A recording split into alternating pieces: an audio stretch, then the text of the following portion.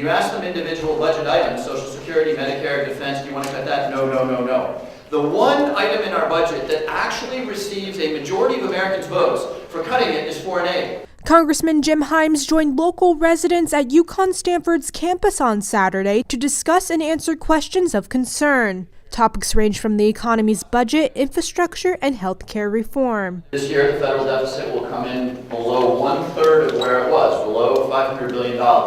That's still too big a number, but it is a dramatic reduction relative to where we were 5 years ago.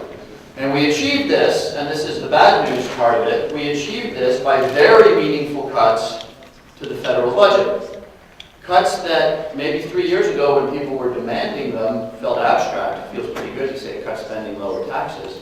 But today, we've come to feel what those cuts mean. He says those cuts have slowed the economy's recovery. Himes also explained healthcare reform has had significant benefits to the country, but also challenges. He says out of the nearly 14 million people on the healthcare plan, about 38,000 private individual plans were canceled. For the first time in a generation, healthcare inflation has been in the low single digits.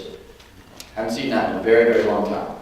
The reason I was a little hedgy about that was because economists are torn over how much of that is the recession. In a recession, people use less healthcare, and how much of that is some of the mechanisms that were in the healthcare reform law to urge costs lower, to be determined.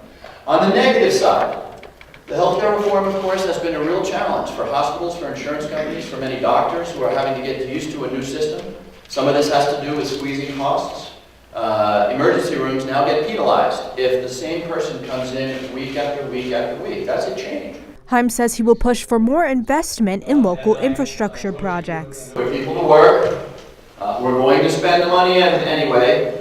Many of you remember when the Miamis Bridge over 95 fell down. We're not going to tolerate that kind of thing. In Stamford, Priscilla Lombardi, itsrelevant.com.